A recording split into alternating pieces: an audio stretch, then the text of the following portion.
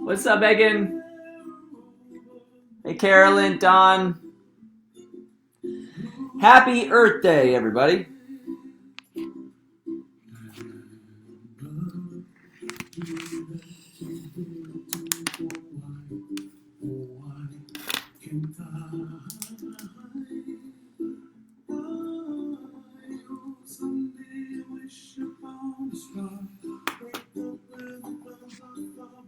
What's up, Matt? Hi, everybody out there on Facebook, Instagram. Stick around, we got a great show.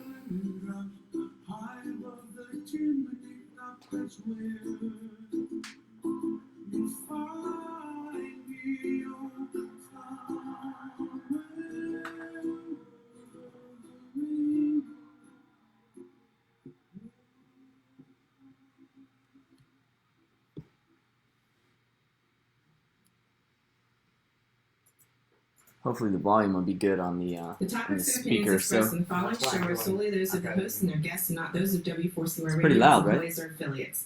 We make no recommendations or endorsements for radio show programs. How can you guys hear the audio on Facebook? No Audio good on Instagram? Should be extended to W4CY Radio or its employees or affiliates. Any questions or comments should be directed to those show Hey, hosts. Skip. Thank you for choosing W4CY Radio.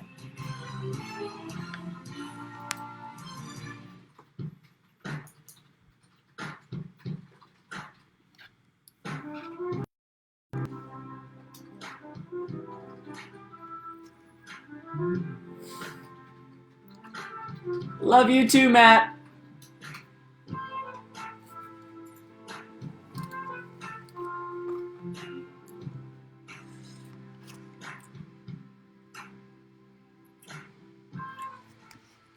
Hello and welcome to the Epic Love Radio Show. This is episode 87. I am your host, Travis Suit, and we are celebrating Earth Day today. That's right, folks, celebrating our Mother Earth.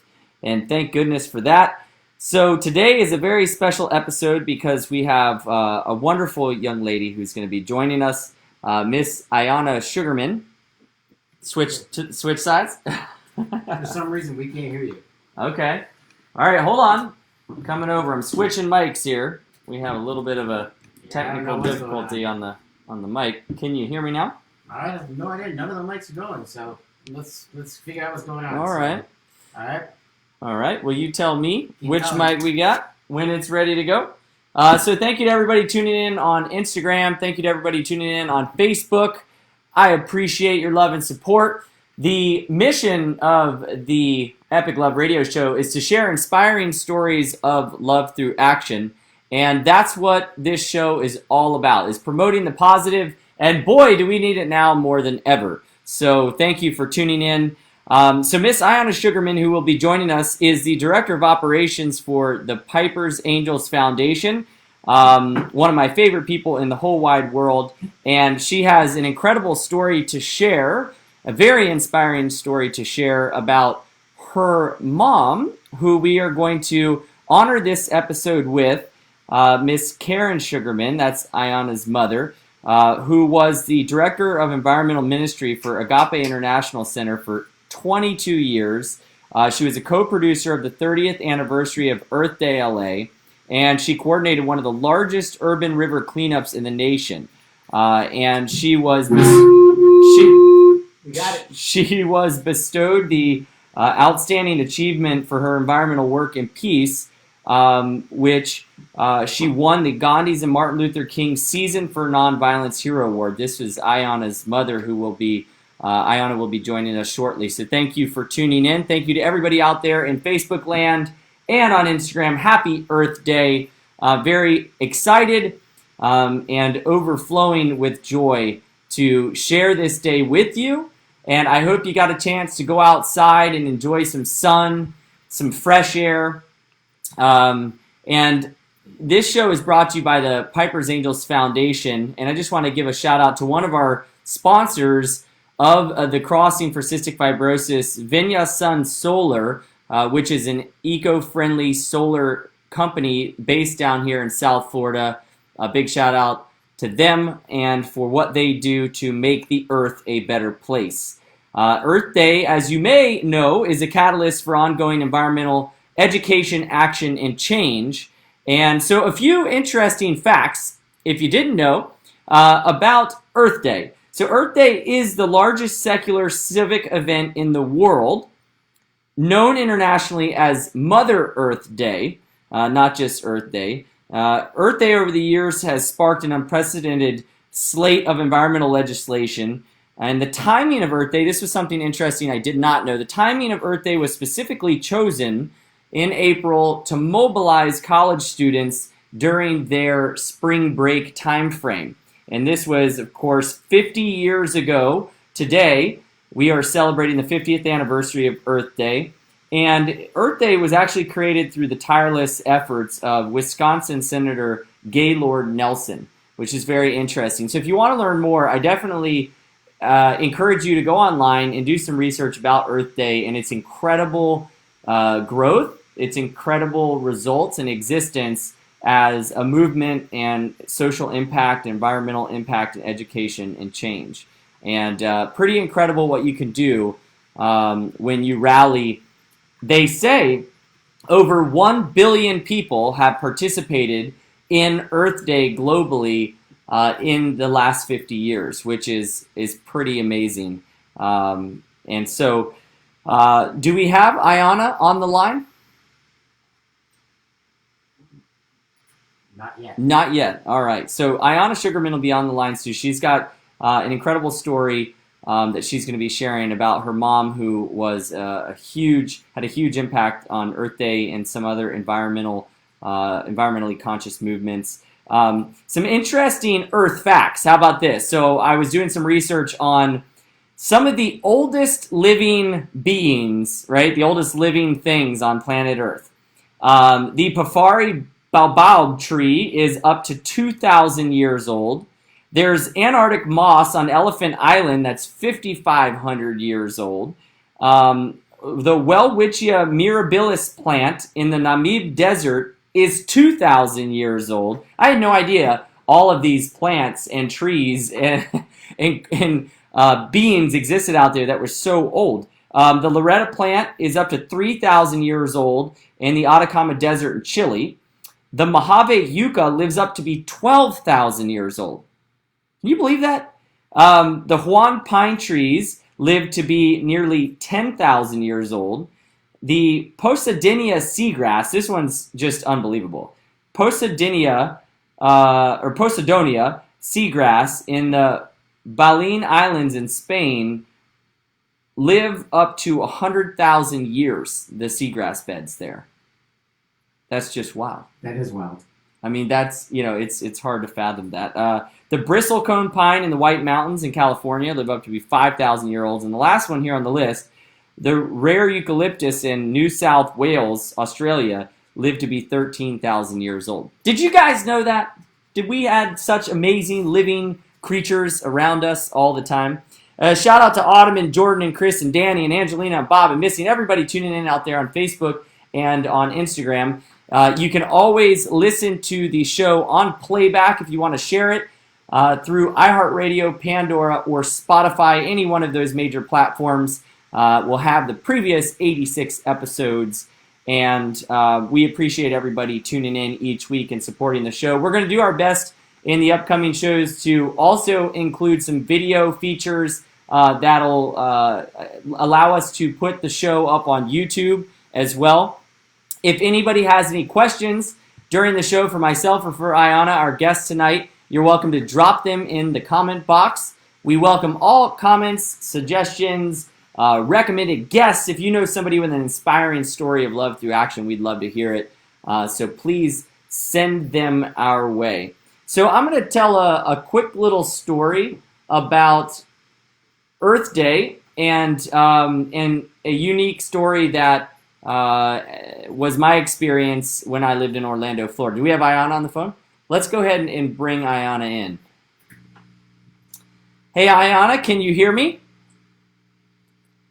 All right, I am doing fantastic. You sound very faint, so we're gonna try to draw you up. Can you hear me now? Yeah. Aiyana? Yeah. There you are. All right, now we got you loud and clear. Fantastic. So Aiyana Sugerman, where are you joining us from right now? I'm in the very cold Orange County, New York. Oh, wow. And how cold is it? As of this morning, it was 33 degrees, but it felt like it was 28 with wind chill. Wow, that is pretty cold.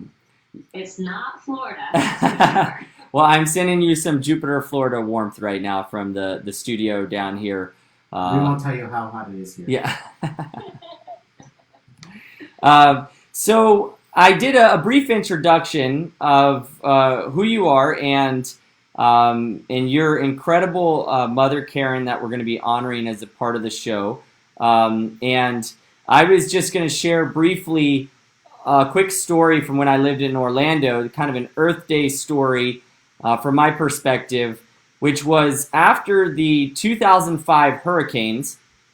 A large majority of the trees in Orlando, because 3 of those hurricanes that year during hurricane season wiped out, most of the canopy in Orlando. And you had a lot of old oaks, you had a lot of older trees. In Orlando, Central Florida hadn't seen a hurricane with, that kind of force in many, many years, let alone 3.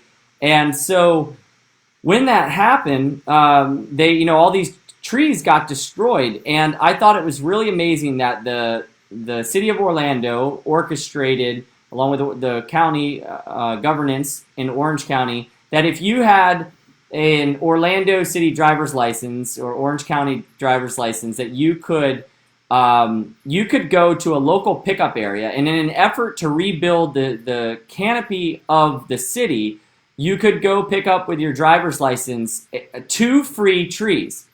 And they had different options. They had magnolias, they had maples, they had cypress trees, they had pine trees. And I was so excited about this because I had just purchased a townhome in Orlando while I was in college, and I wanted to plant some trees along the fence. So I went out and I rallied a few of my friends who had the driver's license but didn't have yards, and we took my friend's truck over and we picked up 8 trees, and we brought them back and we planted them, and they were just little guys, maybe 3 or 4 feet, small saplings. And now it's been, nearly 20 years later, and the trees are huge and they're beautiful. And I'm so proud of those trees. It was one of those things I look back on, and it was such a interesting time in my life being in college, but also just after these hurricanes had just decimated, all the tree canopies, that it was such a cool thing, on such a simple level, that I took action myself. I planted those trees in the ground, and I just felt so good about it. And now I'm so proud of them. They're like my babies. And I love those trees. And every time I'm in Orlando, I drive by and I go see those trees. That's my tree story. Love it. My mom had a Christmas tree that she refused to give up as a baby, and it went into a planter because it was a little baby Christmas tree. And that Christmas tree went all the way from Northern California to Southern California and became a very big tree. It can no longer be transported anywhere. So, we've had a chance working together at Piper's Angels Foundation to get to know each other over the last couple years, and I've heard some incredible stories from you, about different aspects of life and different aspects of living consciously and in an environmentally sustainable way. And I've heard some amazing stories about your mom, and I just, knowing how important she was to you and how important this day was to you, I was really excited that you were willing to come on the show and share some of the stories of growing up with her and what she did to make an impact as a part of the Earth Day celebration and beyond in the environmental movement. So please, I would love for you to introduce your mom and who she was and take us back to the beginning that you remember, your earliest memories. Oh, that's awesome. First of all, it's such like my whole family in California, this has just been such a cool thing to be able to honor her. My mom's entire life was devoted to saving the earth. I have never met someone so passionate in every cell of her being about recycling, about sustainability, about just inspiring that in every single person she met, including reprimanding them if she saw them litter. So growing up, as a baby, we were like on a 1,000-acre ranch, just totally in nature. And both my mom and my dad were huge environmentalists and passionate about the earth. They wanted to be forest rangers when they were young and in love, and that didn't happen. But my dad's a surfer and has always been an advocate saving the oceans and the trees. My mom, in every capacity, from down to the Amazon to just locally. And that stemmed, so as a kid, it was in everything that we did, but she became the director of the environmental ministry at Agape International Center of Truth. At the time, it was in Culver City, California. And she held that position for about 22 years. Wow. And she introduced recycling and bringing recycling bins, and she got really involved in the city. She was the co-producer of the 30th anniversary of Earth Day LA. So this would have been 20-year anniversary since that time. She was the co-director of the Green Team, and the Green Team, they would go to businesses and teach them how to green their operations, be recycling or energy consumption, back when that was still a new concept of green building. She used to do this amazing event called the Gran Limpieza. So she was the coordinator of the largest urban river cleanup in the nation, which is the Great River Cleanup by the Friends of LA River. And that was a magnificent event. We used to get drawn into that. She also used to do another event called Kids Ocean Day. It was put on by the Malibu Foundation with Michael Klubach, which was such an amazing. They took kids from grades K through 12, and they did a trip to the beach and taught them how, hands-on, how the beaches got dirty, how they could take action, picking up a piece of trash and cleaning it up, and then they would turn it into an aerial art project where we'd lining all these kids up, and there was a peace symbol or a whale's tail or whatever the message was for the day, and they'd fly a helicopter over and they'd photograph these thousands of kids all lined up in this beautiful piece of artwork. And it would get posted in the newspaper. And she was just, anything she could do to inspire change, she would. But in our house, we always knew, like, her birthday is April 18th. So, and because of her passion for the earth, we always celebrated it today, on Earth Day. And we always knew when it was coming up because our 2-bedroom apartment would be waist high in boxes of Earth Day flyers and marketing, gigantic blow-up earth balls that we'd be giving away. And us kids knew there was no escaping it. We couldn't say we were going to a friend's house or get away anywhere. We were put to work. So it was pretty amazing. She, even in Christmas time, you could guarantee that you would get a list emailed to you of 101 ways how to have a sustainable Christmas. And she could not stand how much wrapping paper would be wasted on presents. So she sewed these gigantic Santa Claus sacks. So when Santa Claus came, he would drop all the presents in the bag, and he was becoming environmentally conscious was her message. That's one of her steps of action. Sounds like she was pretty creative. She was very creative, but the most important thing is her ability to instill all of us utilizing resources the best we can, how important that was. And she was really ahead of her time. I mean, when I was a child in the 80s, she had a business called Ladies of the Canyon Cleaning that used all environmentally safe products. Wow. And just think about how so many people are learning about that now and how important it is now, but how ahead of her time she was. Yeah, I mean, that's, you think about it, that's just become more popularized, it seems, kind of in the contemporary cultural narrative, recently, and she was doing that in the 80s. That's amazing. What do you remember most about, growing up with her and kind of your early childhood memories that that stick out, or any stories that that you remember that you can reflect on, as far as kind of her seeing her in that mode of operation of being an environmental advocate. Her relentless passion and dedication to it was, it didn't just stop when the event stopped. Like, she lived and breathed this through everything she did. She was a true believer in it, and because of that, it really taught us girls that when you believe in something, you don't give up. You just continue to pursue it no matter what anyone says. And this was you and your sister?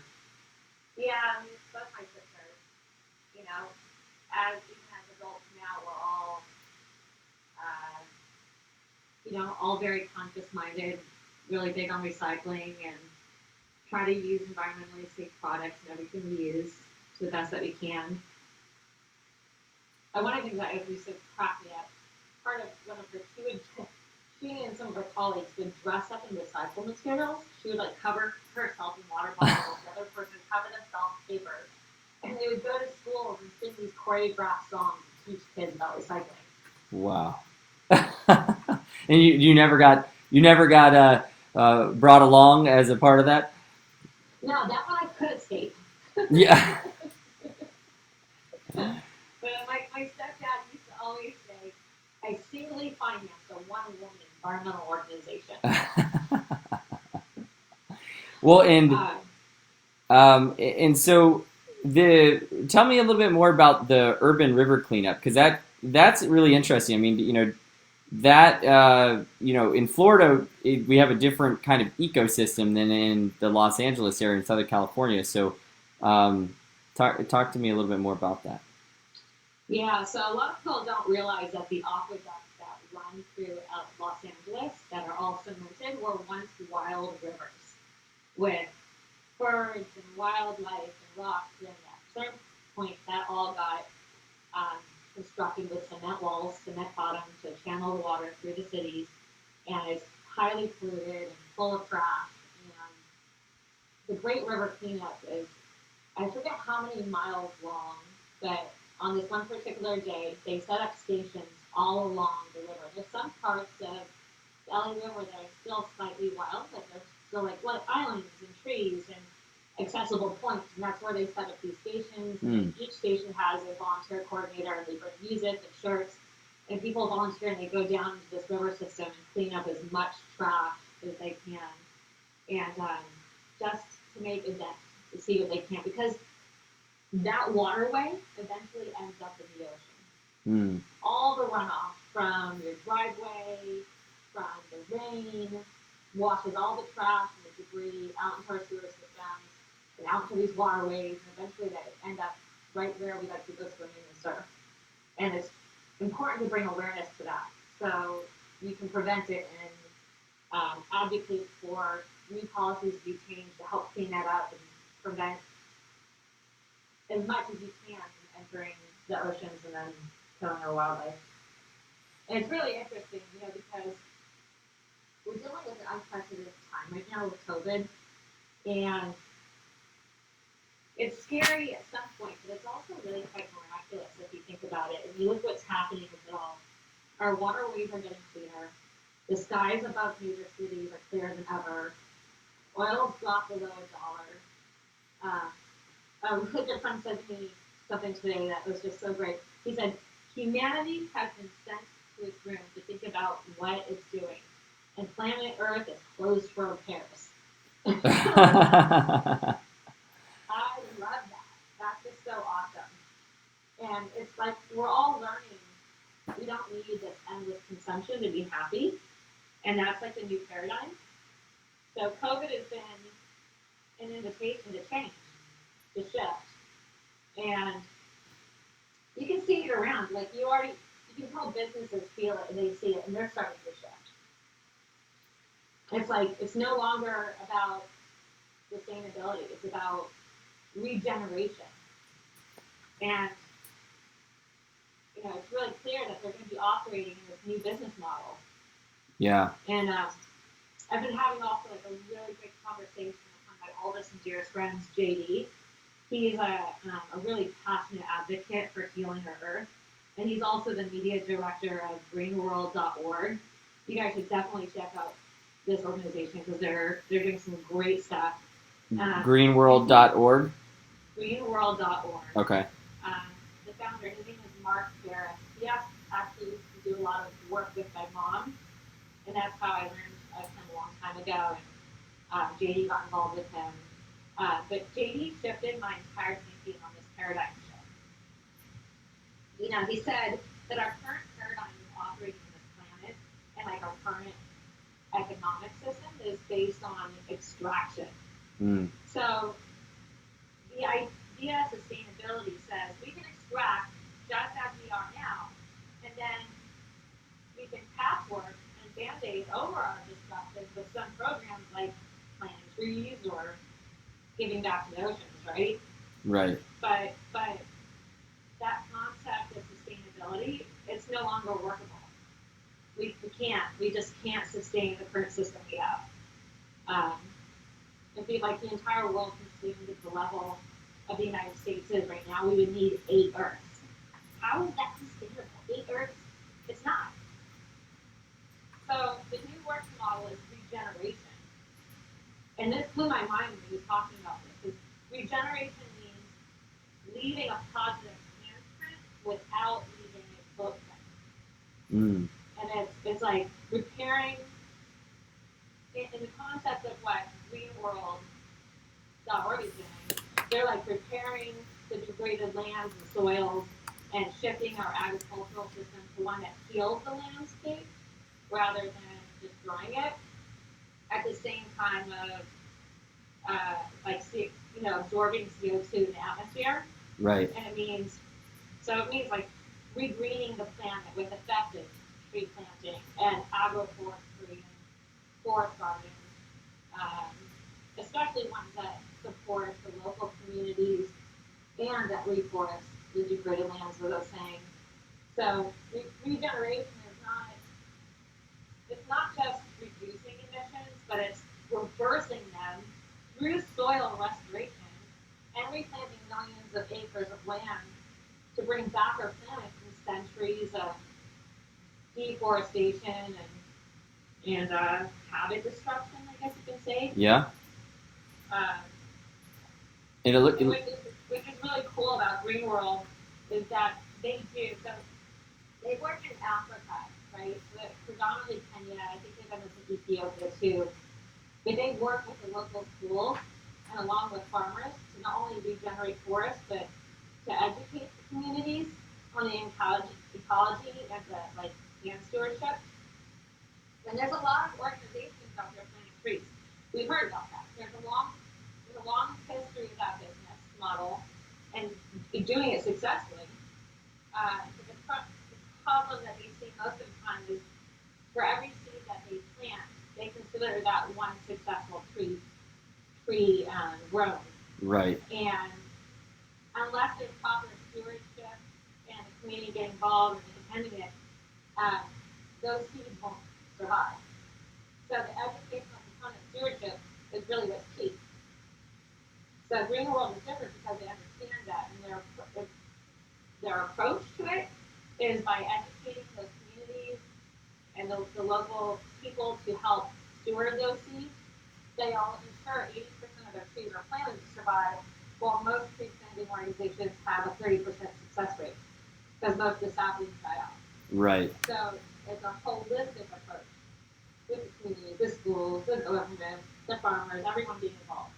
And there's so much in just that ecosystem of shifting our consciousness to what we can implement in our daily lives and everything we do.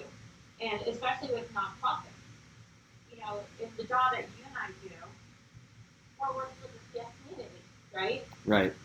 So the CF community, people would go, well, what does it have to do with environmental? Well, it has everything. It has to do with the air that we breathe, that these people are fighting every day of their life to just breathe. And that oxygen that they're breathing has to be clean oxygen. And that one of the number one healing modalities for them is salt water.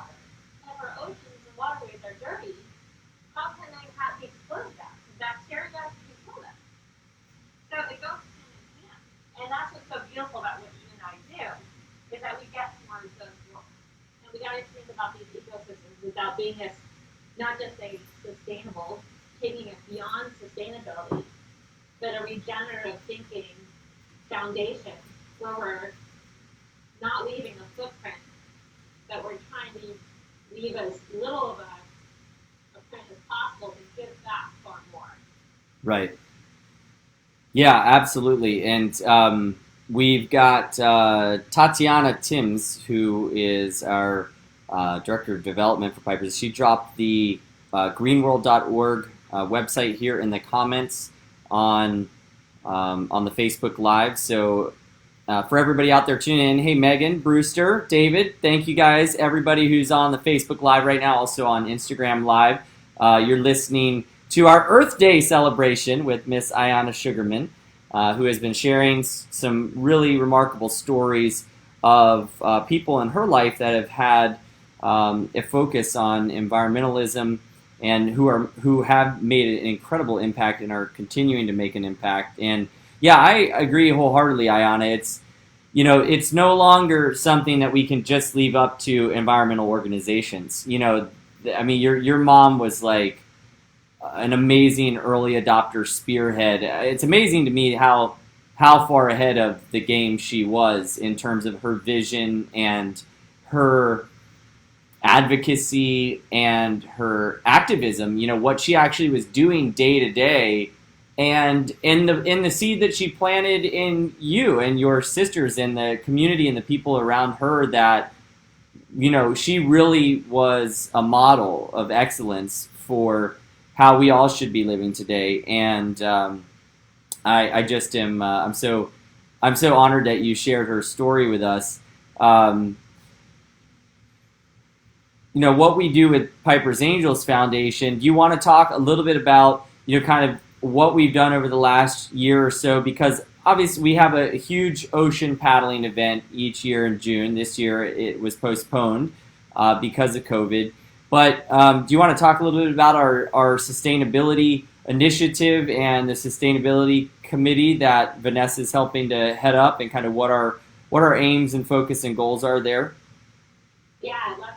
It's so funny. After this conversation with JD that how sustainable isn't enough anymore, I'm thinking we may need to change the name of this committee and policy. He needs to be on our advisory board to consult with our sustainability committee. Well,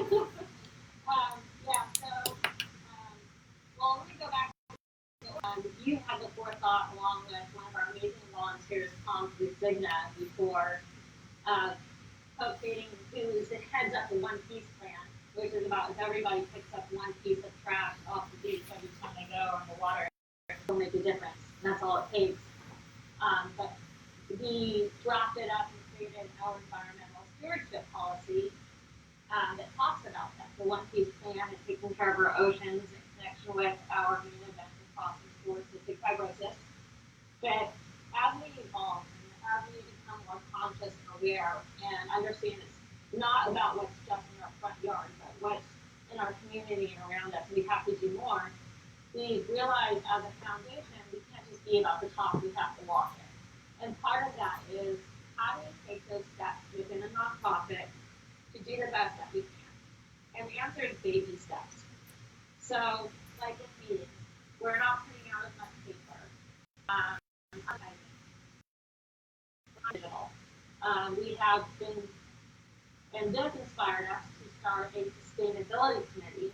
And another one of our Crossing Crusaders and our amazing volunteers, Vanessa Callis, has been passionate about that and spearheading and doing an amazing job. And she connected us with an organization called Sea Trees, who just happens to have this whole evaluation process of kind of looking at your sporting event or your fundraising event and assessing what score you get and how you can make it more green, and they call it, or crossing event, calling it a blue event.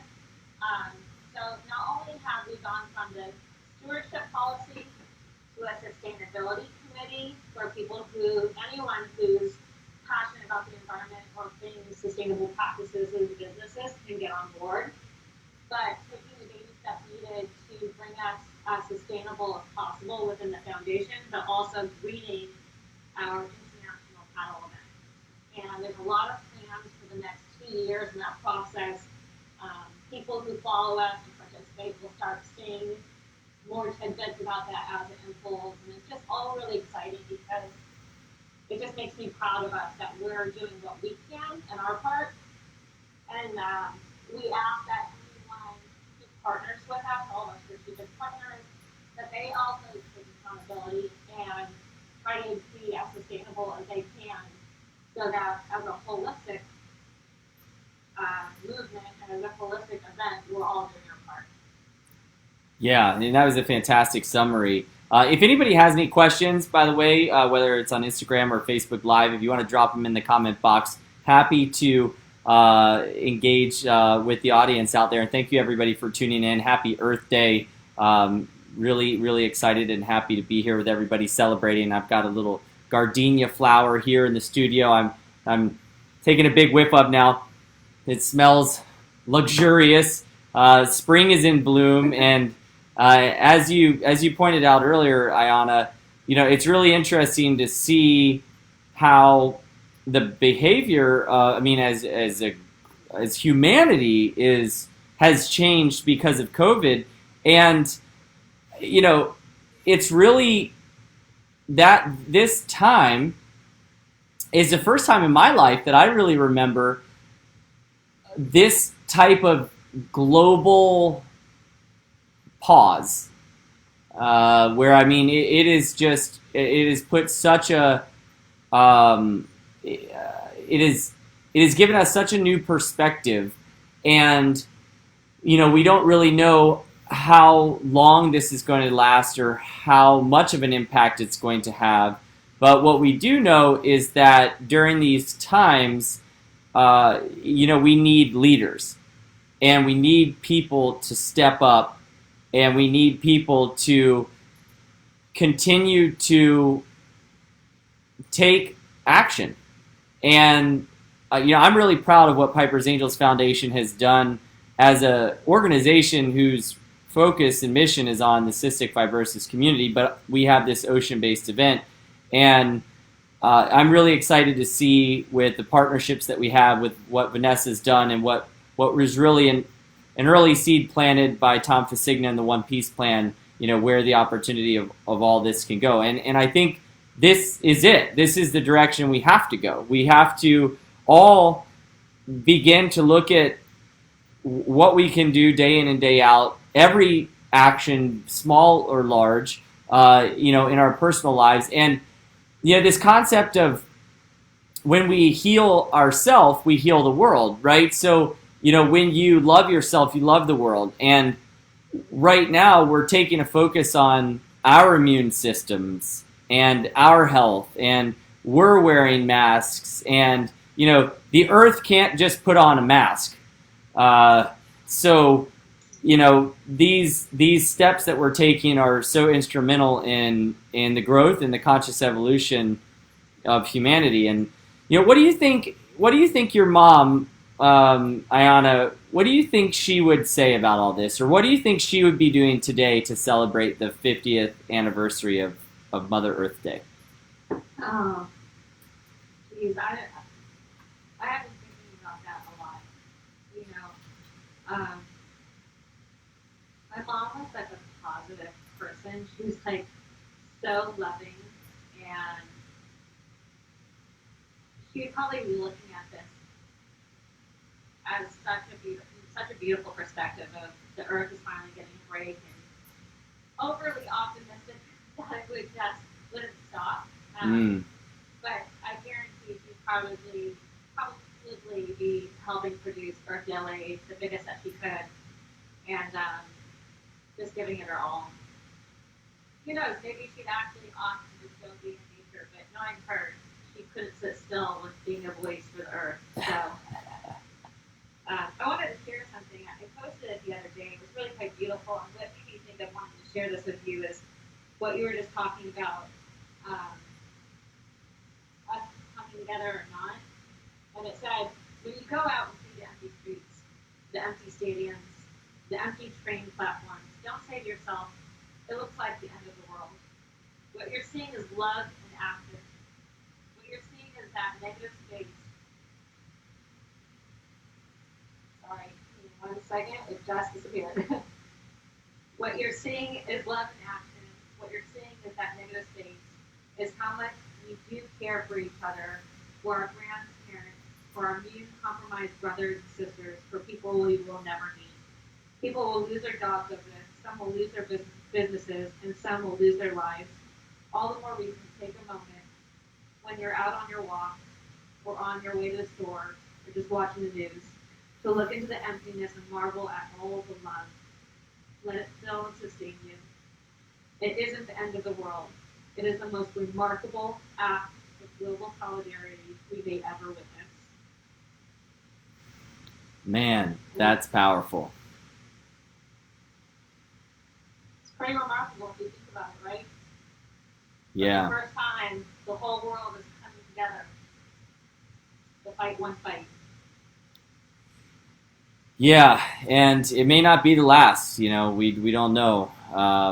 That's for sure. But I definitely. I wonder who. Do you know who wrote that? I don't. Well, maybe we can share it on the Epic Love page. You know, this message and these stories. You know, this is why we created Epic Love. You know, it was Epic Love doesn't mean that you have to take some grand action to save the world.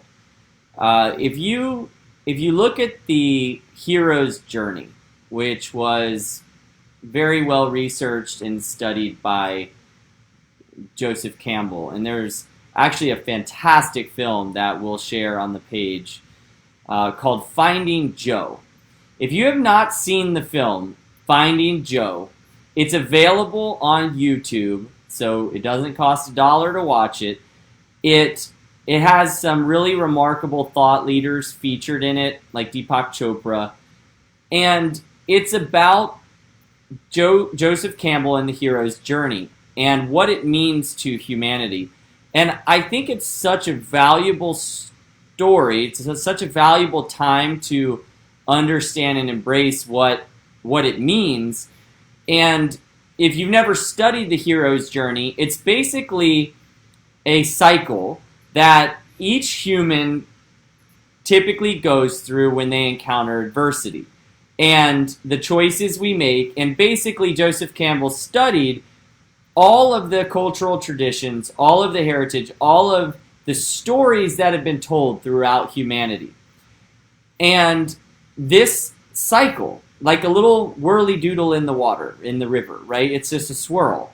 It can happen multiple times in our lifetime where we experience adversity, we go through this hero's journey, and we come back around. And I was recently introduced to the film and the hero's journey because I've been doing some writing about The Crossing and how this all came up as Piper's Angels and my journey through adversity and with Piper's diagnosis. And when you read about the journey and when you see the film, you'll understand how we are all so similar. And here we are, we're born, we live, we die. We're born, we live, we die. And there's billions of us now. And each one of us is experiencing this journey. And we're all experiencing it together. And I think that the value in looking at what Joseph Campbell discovered from a humanitarian perspective, that not everybody really understands what the hero's journey is, and that ultimately each one of us, we have our own hero's journey. Each one of us is the hero of our own story. And epic love, the word epic, is, to many people in the Urban Dictionary, people think it means, big, huge, awesome, grand. But in the literary sense, epic actually is defined as the hero's journey. It's the epic of Gilgamesh, right? It's the epics that were told in these heroes' stories, and really that is what this love story that we're conveying, and this new message, in my opinion, this new message of humanity in conscious evolution, of us waking up and understanding who we are in relationship to our environment, who we are in relationship to nature, in the nature of ourselves, and who we are in relationship to understanding ourself as a part of nature. Because, as I love this Alan Watts quote, but we weren't born into this world, we were born out of it. So if we're like this flower, this gardenia that I have here, and the earth is our bush, and each one of us is one of these beautiful little flowers, unique and beautiful until its own, and bringing our fragrance of reality and manifestation and consciousness into existence, then each one of us has our own true, unique, essential self and existence. And that can be celebrated for what it is in relationship to each other and to nature. And so this epic love that you bring isn't about going out there into the world and doing something huge. It's about being the hero of your own story and taking ownership of the decisions that you make in your life and applying it to the everyday. Epic love is any form of love. That can be love to your neighbor. That can be love picking up that one piece of litter. That's epic love. That's part of your hero's journey, your story. And I think it's such a valuable perspective for us to take at this time with everything that's going on. And I think did we lose Aiyana? She dropped off? We got her back. We got her back. Okay. So she's back. So I was just kind of landing the plane on that line of thinking, but just about how, your mom's story, to me, is such a story of epic love. It's her own hero's journey. It's the adversity she chose to face, and yet, despite anything going on in her life on a personal level, her legacy and the love that she had for this earth, which, we're all a part of it. So, I can only imagine how much love she carried with her to be able to love the earth so passionately and be such an amazing voice for this beautiful home that we have. And I'm so grateful, Aiyana, that you came on the show to share her story. And we've got a few minutes left in the show here, but do you have any final thoughts about what you'd like to share to the audience out there about Earth Day or about your mom? First of all, thank you for those sentiments. Yeah, she truly did leave a legacy of love and passion, and it's just such an honor to be able to share that about her with everyone tonight. And whatever you're passionate about, do it with every cell in your body. Don't, whether it's the earth, whether it's yourself, loving your children, whether it's your sport, or just do it authentically and genuinely and without hesitation, because that passion inspires others around you. And when it comes to the earth, it is so vitally important for all of our lives, our children's lives, and so on, that we all take just baby steps. Like they're talking about for nonprofits adopting new policies, even within your own life. As simple as replacing paper towels with towels, so you do more laundry. Who cares? But that does make a difference. It may not feel like it does. Recycling any little bit you can to make a difference, and then do one step more. Yeah, that's a beautiful message. And I see it in you every day working with you, Aiyana, how much of your mom's love and energy and advocacy and passion you carry. And it's an honor to work with you. And I'm very grateful for your mom and everything that she brought to the world, including you, because you're an amazing example and gift of epic love that we have to celebrate. And as you being a part of the earth. I am eternally grateful and joyful that you are here, and I get to share this amazing journey with you, and that we got to share your mom's incredible story and her achievements and just her outstanding, human endeavors. And so thank you to everybody out there who has tuned in on this Earth Day to celebrate. And I want to just send my love out there to you if you're at home and you're with your family, if you're hurting right now in any way, whether it's financially or maybe you're ill, maybe you're sick, maybe you have cystic fibrosis and you're scared. We're all in this together, and we're here for each other. So don't be afraid to pick up the phone and make a phone call. Don't be afraid to face whatever it is right now that is a part of all of our heroes' journey, because right now the earth, for whatever reason in this virus, has put us all in the same boat, so to speak. And as they say, a rising tide floats all boats. So Aiyana, thank you. Thank you for being you and showcasing so many amazing stories tonight and inspiration. One love to y'all. Thank you to everybody out there on Facebook and Instagram who tuned in, all your comments, all your beautiful hearts you were giving us in engagement. We will be back next week with another episode of Epic Love. And until then, please keep promoting the positive.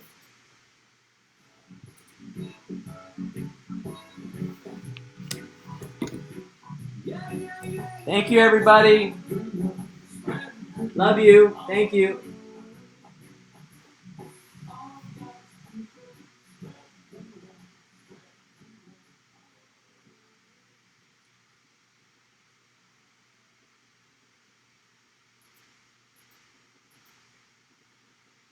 I don't know what the heck happened.